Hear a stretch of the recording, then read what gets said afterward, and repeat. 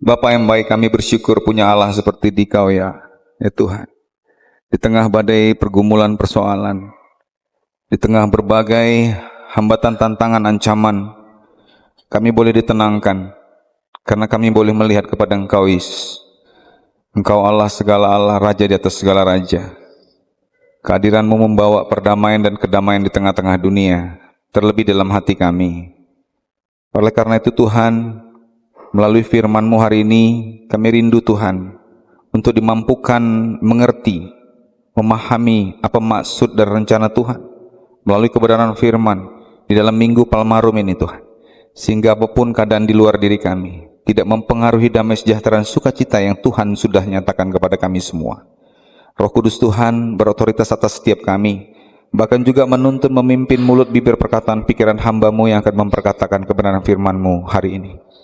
Di dalam nama Yesus Kristus kami berdoa dan bersyukur. Amin. Bapak Ibu Saudara yang kasih Tuhan, hari-hari ini kita diperhadapkan dengan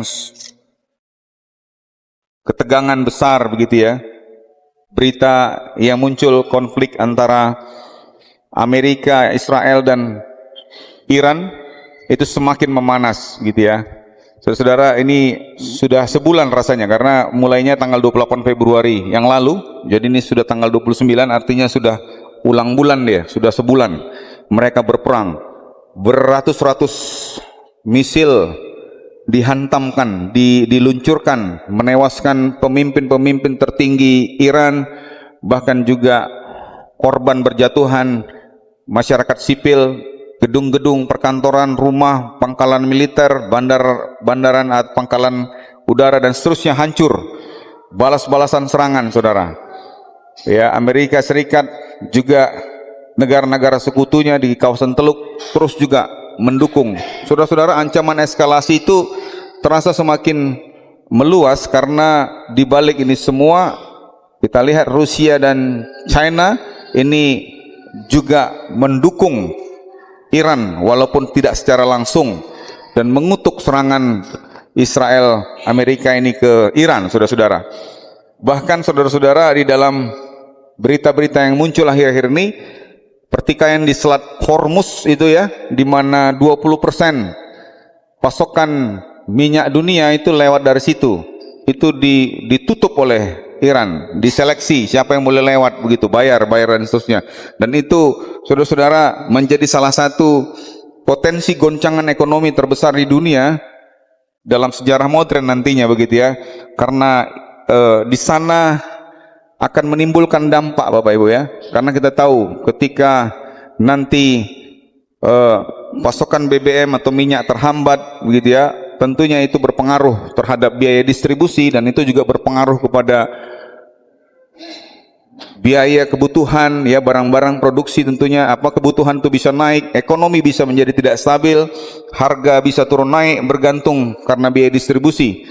Ya, kemarin aja harga emas itu turun naik katanya, macam roller coaster ya. Nggak ada orang yang berani beli emas sekarang ini karena harganya begitu luar biasa sekali, saudara-saudara.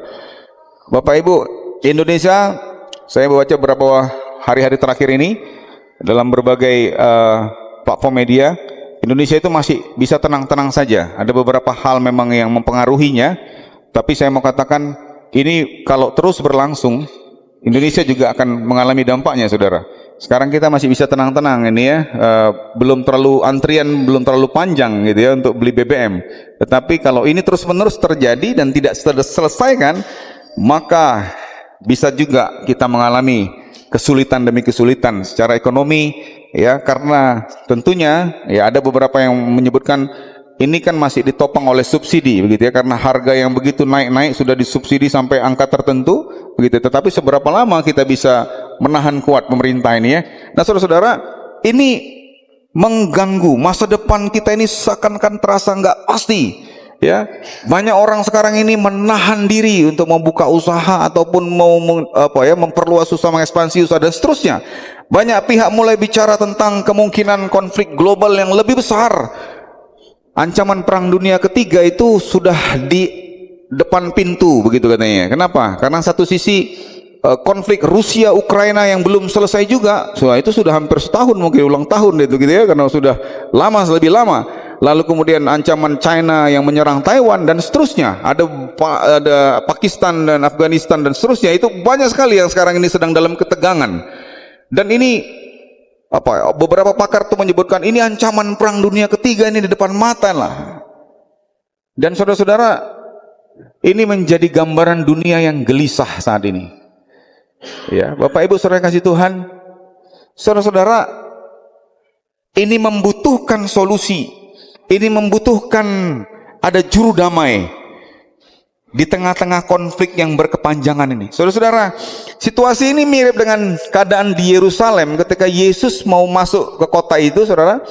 Kota ini sedang dipenuhi dengan para peziarah dari berbagai wilayah, orang-orang Yahudi yang akan merayakan peristiwa Paskah, sehingga jumlah orang itu meningkat berkali lipat.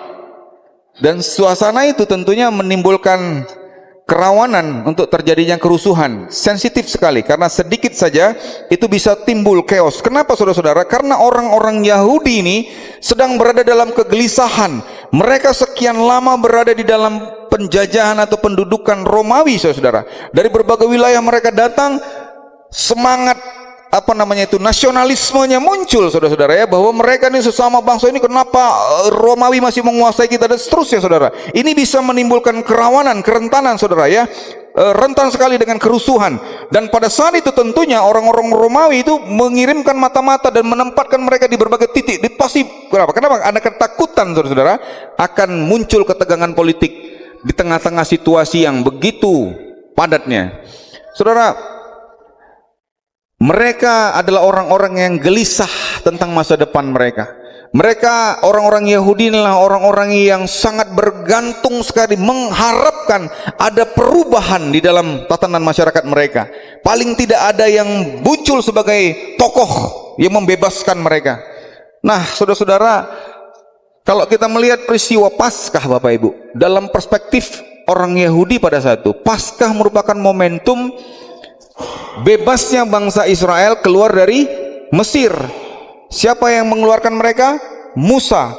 Jadi momentum Paskah ini dalam romantisme masyarakat orang Yahudi pada saat itu adalah momentum kebangkitan satu bangsa yang namanya Israel kemudian, saudara, yang berasal dari Yakub, di mana bangsa itu walaupun mereka kecil dan lemah di hadapan bangsa Mesir yang dipimpin oleh Firaun dan laskarnya begitu luar biasa, masih menang kami dulu, gitu romantismenya kayak gitu ya. Dulu kami pernah kok ngalahkan Mesir, dulu kami bisa menghantam Firaun, menghancurkan mereka di Laut Teberau. Saudara, romantisme masa lalu itu membangkitkan waktu mereka berkumpul itu, terbangkitkan kembali, tergugah kembali, sehingga ketika Yesus datang ke dalam kota Yerusalem, Yesus yang sudah mungkin di medsosnya mereka begitu ya, atau dari isu-isunya, ngomong-ngomongan mereka itu, Yesus itu kan sudah didesas-desuskan. Yesus itu sudah viral dari mulut ke mulut tentang seseorang yang mampu melakukan mujizat-mujizat, yang mampu memberikan makan kepada 5.000 orang dan seterusnya, saudara. Berbagai hal yang dilakukan Yesus ini wow banget. Lalu ketika mereka muncul dari berbagai wilayah itu ke Yerusalem, ini membangkitkan sebuah harapan. Makanya mereka berpikir, inilah Mesias yang dijanjikan. Maka mereka menyambut Yesus itu, Hosana, Hosana, diberkatilah dia yang datang dalam nama Tuhan. Saudara-saudara, perspektif mereka akan kemesiasan, ya, konsep mesianik itu muncul kembali. Romantisme bahwa akan ada pembebasan lagi seperti kita dulu sekarang karena didumbuakan. Inilah dia raja itu, raja yang akan memimpin kita, dibebaskan dari kekuasaan Romawi. Tapi justru disitulah ironinya, saudara. Yesus datang, dia bukan bawa pedang, dia bukan naik kuda perang, tapi justru dia datang naik keledai. Dia datang sebagai raja damai, tapi orang banyak mengharapkan dia datang sebagai raja perang. Saudara, sama seperti hari ini, Bapak Ibu, dunia kita yang dipenuhi dengan ketegangan di geopolitik, saudara, orang-orang hidup dalam kecemasan. Berapa kemarin saya baca itu, Singapura sudah naik harga BBM, Thailand, beberapa negara tetangga itu sudah mulai Mereka bingung, Indonesia kok bisa nggak naik-naik. Saudara, kita juga mulai bertanya-tanya, apa yang akan terjadi besok? Apa yang terjadi lusa? Apa yang terjadi minggu depan? Kita tidak tahu, Bapak Ibu. Ya, karena ada ancaman-ancaman itu tadi nggak bisa tiba-tiba saja, tiba-tiba terjadi blak, dan kita akan merasakan dampaknya, saudara-saudara semua. Dalam menghadapi kegelisahan demikian, saudara-saudara, dalam menghadapi ketakutan-ketakutan, ancaman-ancaman tersebut, kemarin kami diskusi, saudara, bayangkan Bapak Ibu ya, kalau kita lihat sekarang ancaman ketegangan geopolitik itu ya, kalau kita lihat peta kekuatan itu sekarang, kekuatan Amerika ada di mana, saudara? Dia ada di Filipina, dia ada di Jepang, dia ada di Timur Leste juga. Banyak pengaruhnya, saudara, pangkalan-pangkalan ini, saudara. Lalu kekuatan China di mana? Kekuatan Rusia di mana? Kita melihat kekuatan yang begitu besar ini, saudara. Kalau kita pikir, kita ini seperti istilahnya semut, gajah berantem, semut yang mati keinjak, gitu ya. Kita nggak bisa mengatakan kita sekarang non-blok lagi, Bapak Ibu. Indonesia sudah ngeblok, ya. Indonesia dulu itu namanya gerakan Indonesia non-blok, tidak bela siapa-siapa. Tapi sekarang Indonesia sudah menempatkan dirinya ke satu sisi, saudara, dan mengutuki yang lain. Ini juga menjadi sebuah problem bagi kita, Bapak Ibu. Kita nggak bisa mengatakan bahwa ini nggak bisa, saudara. Tetapi Bapak Ibu, kita melihat bagaimana kita merespon ketegangan ini, bagaimana kita merespon kegelisahan ini, Bapak Ibu. Saya berkhotbah ini bukan mengajak kita untuk jadi gelisah, bukan. Saya mengawal ini, maksud saya supaya kita membuka pikiran kita bahwa ada yang terjadi di tengah-tengah dunia ini, lalu bagaimana kita meresponnya. Kalau dunia biasanya merespon ancaman tersebut dengan membangun kekuatannya, dengan mengandalkan senjatanya, solusinya masih gitu. Wah, kita lihat persenjataan kita kurang, lalu kita mulai kemarin tuh saya lihat juga ada hibah kapal induk dari Italia, ya kapal-kapal yang udah lama-lama gitu ya datang ke Indonesia, mungkin kena batu karang dikit udah bocor nanti itu ya. Kita nggak tahu juga ya, nggak ngelemahkan juga, saudara. Tapi maksudnya peningkatan persenjataan itu semakin banyak, saudara. Dunia merespon itu dengan membalas kekerasan dengan kekerasan, serangan dengan serangan. Tetapi Yesus menampilkan cara yang berbeda, Bapak Ibu. Penulis Injil Matius ini mengkompernya dengan mengutip nubuatan Nabi Zakaria tentang kedatangan Sang Raja Damai dari Zakaria 9 ayat 9 sampai 10, Bapak Ibu. Di sana dikatakan, saudara, dia masuk ke Yerusalem itu dengan keledai. Dia masuk bukan dengan kuda perang. Dia datang ke Yerusalem untuk menyampaikan damai, bukan agresi. Dia hadir dalam kerendahan hati, bukan ingin mendominasi. Yesus dikelilingi oleh orang-orang Galilea yang rendah hati, yang saat ketika masuk ke Yerusalem, mereka datang bukan dengan kekayaan tetapi dengan balutan kemiskinan, bukan dalam kemegahan kemewahan tetapi dalam kesahajaan, bukan dengan jalan kekerasan tapi dalam kelemah lembutan. Ini pesan yang kuat, Bapak Ibu. Dalam minggu Pamarum ini kita mendapatkan pesan yang kuat ketika dunia ini memilih untuk merespon kecemasan kegelisahan itu dengan perang, dengan peningkatan persenjataan, tapi Yesus datang menawarkan damai sejahtera. Yesus datang menghadirkan damai.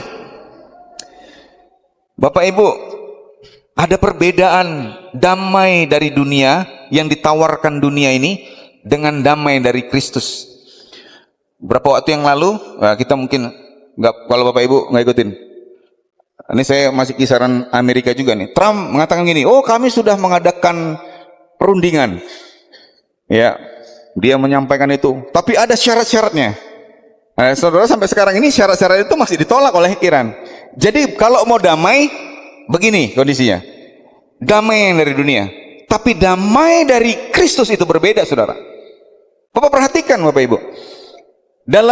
Saudara, kalau dunia berkata bahwa berdamaian itu bisa terjadi kalau musuh kita benar-benar dihancurkan, maka salah satu poin perdamaiannya waktu itu adalah yang terbaca adalah bahwa seluruh fasilitas nuklir di Iran begitu harus dilucuti dan di bawah kontrol Amerika. Dan mereka nggak mau Iran. Saudara, artinya gini, kalau perdamaian mau ada, kamu harus dihancurkan kekuatan senjatamu, baru ada damai. Kalau kita kuat, kamu lemah, itu baru aman. Itu sebabnya Bapak Ibu, negara-negara itu berlomba-lomba untuk membuat senjata canggih dan berkekuatan besar. Padahal sebenarnya justru negara yang paling lemah adalah justru negara yang paling ingin memiliki senjata tercanggih.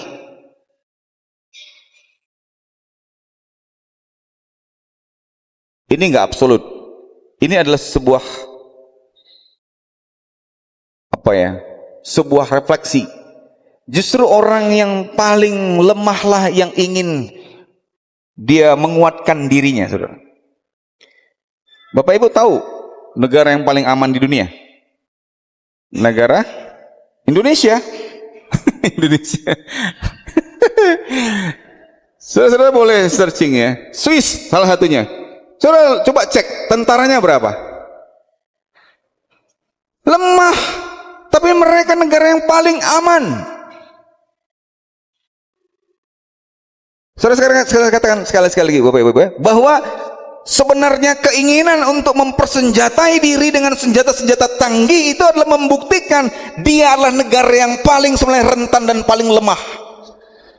Sebab keinginan besar terhadap senjata bukan selalu itu tanda kekuatan, bukan, tetapi seringkali itu merupakan sinyal tanda ketakutan dan kelemahan mereka yang tersembunyi. Saudara-saudara, dalam surat Ibrani 10 ayat 4-10 tertulis begini, damai sejati itu tidak datang dari usaha manusia, tapi datang dari pengorbanan darah Kristus. Yesus tidak datang untuk menghancurkan musuh-musuhnya, tetapi untuk menyelamatkan manusia. Saudara-saudara, Yesus hadir membawa pesan damai. Damai antara Allah dan manusia. Damai di antara sesama manusia. Bapak Ibu, bagaimana Yesus bisa membawa damai itu kalau dia belum juga berdamai dengan dirinya sendiri? Yesus tahu waktu dia mau masuk ke Yerusalem ini, dia sebentar lagi akan ditangkap, orang lalu dibawa untuk disalib, saudara. Dia tahu, saudara-saudara, bagaimana dia bisa berdamai dan menerima semua ini, saudara. Pesan ini berbeda dengan yang diharapkan banyak orang, saudara. Mereka menantikan datangnya seorang Mesias, penguasa yang datang dengan kekuasaan, dengan kekuatannya untuk menggulingkan penjajahan Romawi.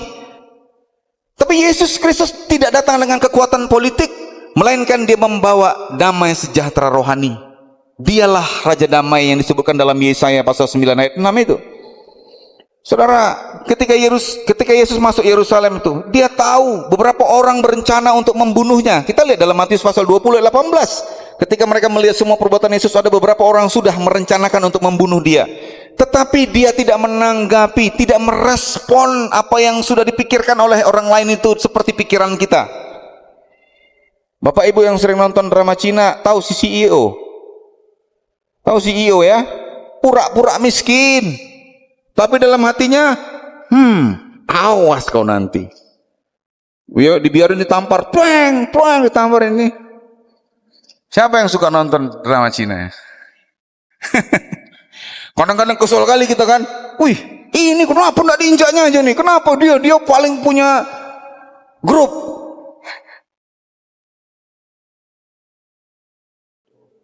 Di kota apa, Ibu? Adalah di kota mana begitu ya? Grup Sanjaya. Wah, itu ya. Kok Pak Pendeta hafal ya? Sering juga saya nonton. Iya. Yesus tahu ada yang berencana mau membunuh dia. Tapi dia nggak merespon itu dengan membalas, Bapak Ibu. Dia tidak mereka-reka yang jahat terhadap mereka. Dia tidak memikirkan seperti cara-cara raja dunia. Dia tidak merencanakan pembalasan dendam. Dia adalah raja yang membawa damai, raja yang penuh dengan belas kasihan. Dan Lukas menuliskan dalam Lukas, Bapak Ibu, bahwa Yesus ketika dia masuk Yerusalem, dia menangisi kota itu, saudara, saat dia mendekatinya. Dia menangisi keberdosaan orang-orang di Yerusalem. Dia menangisi mereka-mereka yang mau diselamatkan, saudara. Hati Mesias itu tergerak oleh para pendosa-pendosa yang sedang mengeluh-ngeluhkannya. Hosana, Hosana. Dia menangisi, dia tahu bahwa sebentar lagi kamu yang meneriakkan Hosana, Hosana, kaulah yang akan berteriak, salibkan dia, salibkan dia. Kau yang berkata, siapakah dia ini? Engkau juga akan mengatakan, salibkan dia. Bahwa engkau yang menyebutkan, menghakimi bahwa inilah penghujat Allah. Saudara-saudara, Yesus tetap setia melanjutkan perjalanannya menuju salib dan menderita dalam kematian di kayu salib. Ini hanya bisa dilakukan oleh orang yang sudah berdamai dengan dirinya sendiri. Ini hanya bisa dilakukan oleh seorang Raja Damai, yang kehadirannya bukan hanya cinta damai, tetapi dia juga menghadirkan kedamaian. Dan inilah tindakan belas kasihan yang paling tinggi, Bapak Ibu. Bapak Ibu saudara yang kasih Tuhan, di tengah-tengah pergumulan kehidupan kita, di tengah-tengah ancaman akan keberadaan orang lain di sekitar kita, akan ancaman saingan-saingan kita, di tengah ancaman-ancaman ketidakpastian secara ekonomi kita, ketakutan-ketakutan kita untuk melangkah di masa depan, karena kekhawatiran-kekhawatiran yang membuat yang menjadi pemikiran kita, menghambat kita untuk maju dan berkembang. Saudara, firman Tuhan mengingatkan kita bahwa damai sejahtera yang sejati tidaklah ditentukan oleh keadaan di luar diri kita, tetapi oleh siapa yang memerintah dalam hati kita. Lalu bagaimana seharusnya sikap kita, Bapak Ibu, dalam menyambut Yesus Sang Raja Damai dalam Minggu Palmarum ini? Yang pertama, Bapak Ibu, mari bersihkan hatimu. Membersihkan hati ini bukan hanya berarti membuang segala yang kotor, yang tidak berkenan kepada Allah, saudara-saudara, tetapi berusaha menyelaraskan hati dan pikiran kita sesuai dengan kehendak Allah, dengan pengharapan kita sesuai dengan apa yang direncanakan Allah.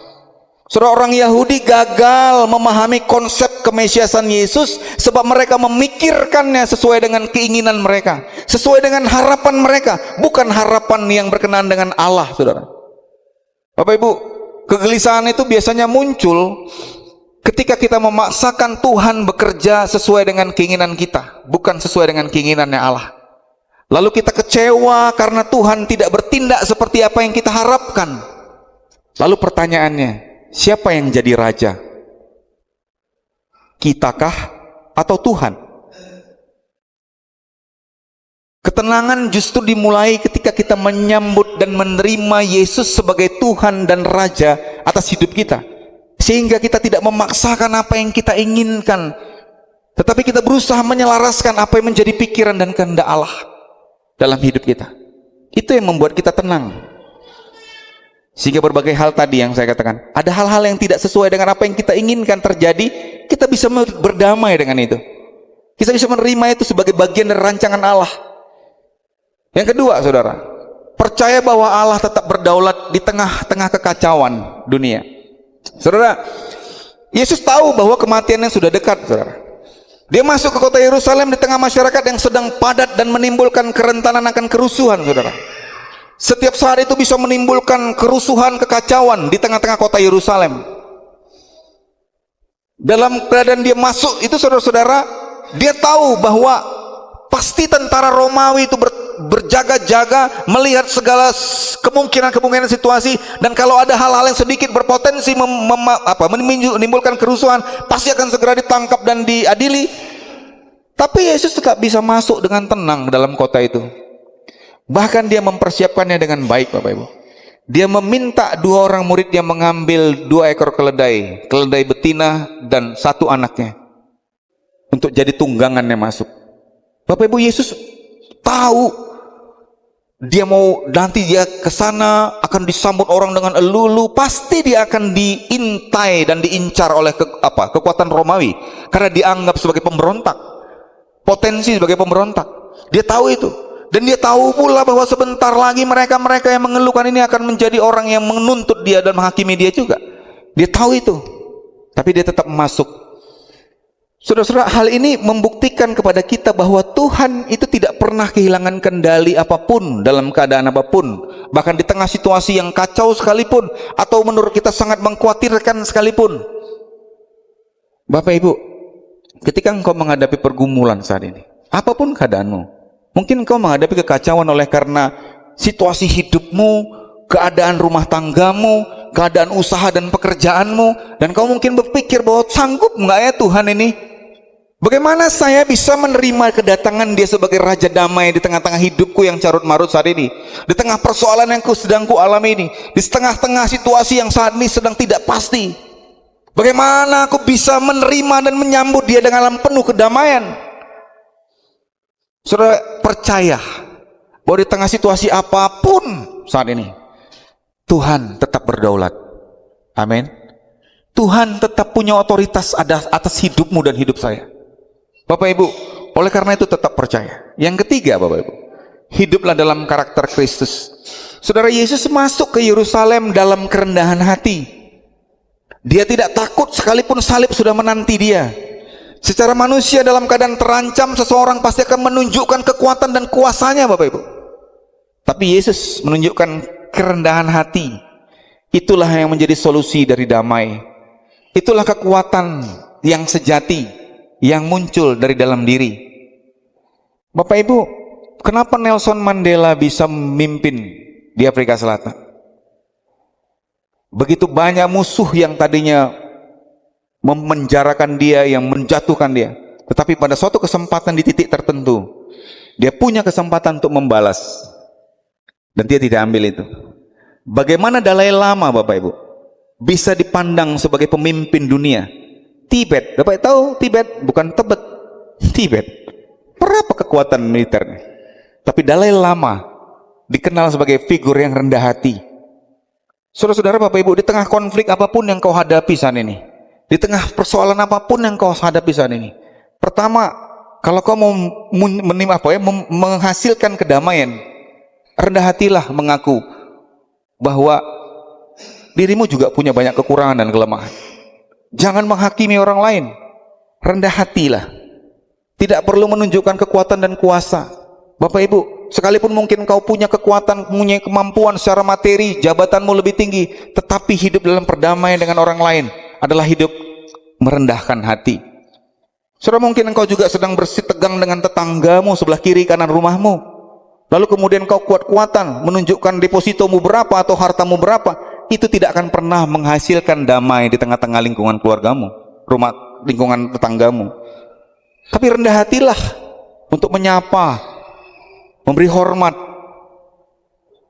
Saudara-saudara, Bapak Ibu kasih Tuhan, mungkin kita tidak berada di medan perang saat ini, tetapi kita mungkin merasakan dampak dari situasi yang penuh dengan kegelisahan. Ibu-ibu di dalam situasi lebaran kemarin, sebelum lebaran juga sudah mulai harga-harga naik, bikin hati dan dompet gelisah. Begitu juga saudara, berita perang di berbagai wilayah tadi yang membuat pikiran kita jadi takut dan cemas. Masa depan kita terasa tidak pasti, saudara. Hidup kita serasa seolah kita memikul beban yang sangat berat. Bukan hanya pikiran yang lemah, tubuh kita pun tak berdaya. Pertanyaannya, siapa yang kita izinkan memerintah dalam hidup kita? Ketakutankah atau Kristus Sang Raja Damai? Hari ini dunia boleh berkata, persiapkan dirimu untuk hadapi krisis ya, bersiap untuk keadaan-keadaan yang serba tidak pasti di masa depan. Tapi Minggu Palmarum ini berkata, di tengah kegelisahan dunia, mari sambut Sang Raja Damai. Saudara, dunia bisa saja kehilangan kendali, ekonomi kita bisa goyah, bangsa-bangsa bisa saja perang di sekitar kita, saudara. Tetapi Yesus Kristus tetaplah Raja di atas segala raja. Dia punya daulat dan kuasa. Dalam tangannya ada kekuasaan, saudara. Dia berotoritas atas segala makhluk. Kita pernah mengalami masa-masa di mana COVID-19 yang begitu mengkhawatirkan dan menakutkan. Kita lewat semua itu, saudara. Lalu ada ancaman lagi di depan. Bapak Ibu, percaya otoritas Allah tetap ada dalam hidup setiap umat yang percaya kepadanya. Dia berotoritas, dia berkuasa baik di bumi maupun di sorga. Kita punya raja di atas segala raja. Itulah yang kita nantikan dan kita sambut. Daun palem yang ada di samping kiri kanan Bapak Ibu, Bapak Ibu bisa lihat, itulah simbol penyambutan orang-orang Yahudi Yerusalem. Itu juga menjadi simbol penyambutan kita, hadirnya Raja Damai. Saudara-saudara, ketika dunia menggoncang kita dengan ketakutan, menggoncang kita dengan berita-berita yang mengkhawatirkan, izinkan Yesus masuk ke dalam hatimu. Izinkan Yesus masuk dalam hidupmu dan membawa damai. Mungkin dia tidak mengubah situasimu kemudian menjadi baik-baik saja terlebih dulu, tetapi dia ingin mengubah pikiranmu sehingga engkau dimampukan untuk melihat sekalipun keadaanmu belum berubah, tetapi engkau percaya, engkau melihat bahwa di dalam dia ada keselamatan yang kekal. Amin. Saudara-saudara, pastikan apapun keadaanmu, apapun keadaan di luar dirimu, itu tidak menentukan damai sejahtera di dalam hatimu, saudara.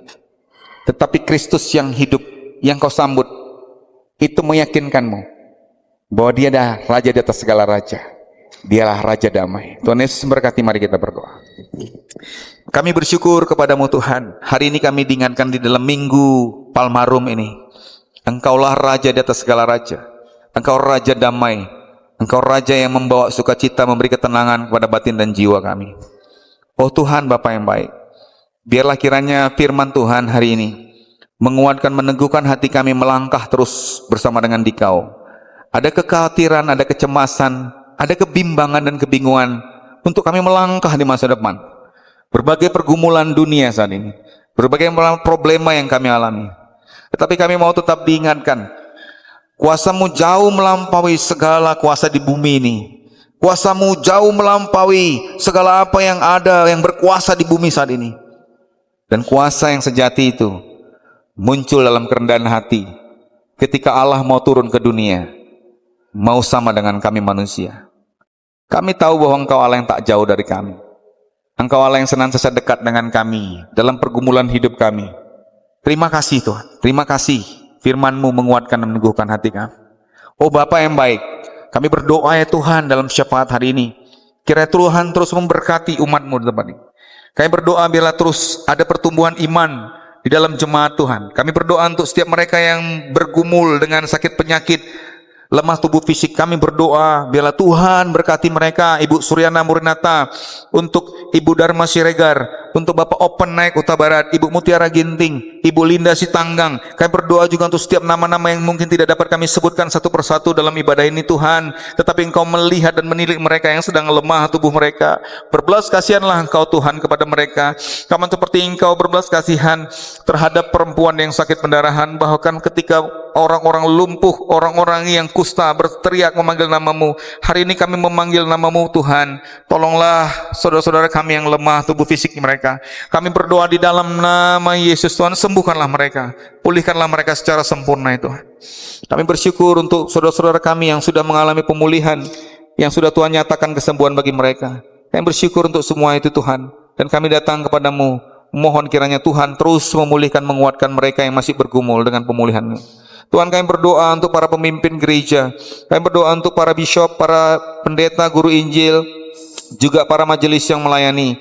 Kiranya Engkau berikan kami hati yang takut akan Tuhan, berikan kami hati hamba yang terus boleh mau melayani Tuhan di tengah-tengah jemaat-Mu, sehingga apa yang kami lakukan dalam pelayanan kami sungguh boleh menolong umat untuk mengalami perjumpaan dengan Kristus Sang Raja Damai. Tuhan, berkati juga untuk pendidikan anak-anak kami. Berkatilah Tuhan anak-anak kami yang pendidikan dari tingkat terendah sampai tingkat tertinggi. Secara khusus kami berdoa untuk anak-anak kami akan menghadapi ujian akhir semester saat ini. Tuhan, memberkatilah mereka, persiapan yang mereka lakukan. Bahkan juga untuk anak-anak kami yang akan memasuki jenjang yang lebih tinggi, yang dari SD ke SMP, SMP ke SMA, bahkan dari SMA ke perguruan tinggi. Tuhan, berkati mereka. Tuhan, tolong mereka agar mereka juga dapat menentukan keputusan-keputusan untuk memilih sekolah-sekolah seturut dengan kehendak rencana Tuhan atas hidup mereka. Berkati juga anak-anak kami yang merindukan pekerjaan dan yang juga menantikan pasangan hidup. Kami berdoa biarlah Tuhan memberikan pekerjaan yang terbaik, juga pasangan hidup yang sepadan kepada anak-anak kami ini. Ajar mereka Tuhan dalam mengambil keputusan-keputusan untuk pekerjaan, bahkan juga pasangan hidup. Mereka menyertakan Tuhan di dalamnya. Mereka bergumul dengan kebenaran firman Tuhan di dalamnya. Dan mereka mengambil keputusan-keputusan yang seturut dengan kehendak Tuhan, bukan kehendak mereka sendiri. Dan nama Tuhanlah dimuliakan melalui setiap pengambilan keputusan ini. Tuhan, berkati jugalah kiranya panitia Paskah dan juga kegiatan rangkaian Paskah gereja-Mu. Tuhan, berkati panitia yang sudah dipilih dan anggaran yang sudah ditentukan. Tuhan yang mencukupkannya. Terlebih Tuhan, kami rindu melalui perayaan Paskah ini, seluruh umat bahkan juga di luar gereja ini Tuhan, mereka boleh menyadari bahwa Kristus adalah Raja yang bukan hanya mati tetapi bangkit dan membawa kami untuk mengalami keselamatan dalam kerajaan di sorga.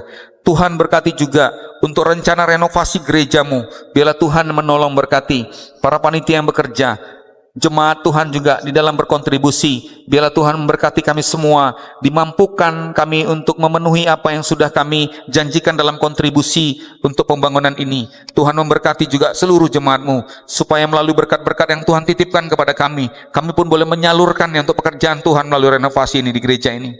Tuhan memberkati juga untuk bangsa dan negara kami Indonesia. Tuhan, kami berdoa di tengah-tengah situasi politik dunia saat ini, hikmat-Mu menyertai para pemimpin negeri kami, Presiden Prabowo dan juga Wakil Presiden Gibran dan juga jajaran kabinet menterinya. Berikan mereka hikmat dan roh takut akan Tuhan, supaya di dalam menetapkan berbagai kebijakan sungguh membawa kesejahteraan bagi masyarakat Indonesia. Kami berdoa untuk konflik yang terjadi di belahan dunia, baik di Timur Tengah maupun di wilayah Eropa. Tuhan berkati agar para pemimpin-pemimpin bangsa ini, Tuhan, berikan kedamaian hati mereka, supaya mereka lebih memilih jalur perundingan damai daripada jalur peperangan. Kami berdoa untuk setiap anak-anak yang kehilangan ayah dan ibu mereka. Kami berdoa untuk keluarga yang kehilangan sanak famili ataupun anggota keluarganya. Kami berdoa kepada mereka, buat mereka ya Tuhan, hiburkanlah hati mereka. Tuhan, kami berdoa untuk mereka yang sedang berada dalam pengungsian, yang rumahnya hancur dihantam bom, ataupun mereka yang harus mengungsi karena konflik peperangan ini. Tuhan, cukupkanlah apa yang mereka perlukan. Berkatilah mereka ya Tuhan. Kami berdoa juga Bapa untuk Indonesia. Tuhan, luputkanlah kami dari bahaya perang ini Tuhan. Tuhan, memberikan hikmat kepada para pemimpin kami, supaya di dalam menetapkan kebijakan-kebijakan akan perang ini, mereka dituntun oleh hikmat dari Tuhan, bukan oleh sentimen agama ataupun sentimen politik apapun. Biarlah kehadiran bangsa Indonesia di tengah-tengah dunia sungguh boleh menjadi solusi bagi perdamaian dunia. Tuhan, kami berdoa juga Engkau berkati kota Bengkulu ini, berkati pemerintahan kami, baik gubernur maupun wali kota. Hikmat Tuhan ada pada mereka.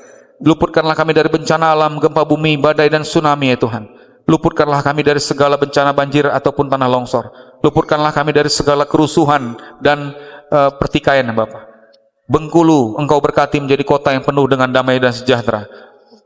Masyarakatnya boleh hidup rukun bersama. Terima kasih Bapa yang baik. Inilah doa kami, syukur kami, yang kami alaskan hanya di dalam nama Yesus Kristus Tuhan, Raja dan Juru Selamat kami yang hidup. Amin.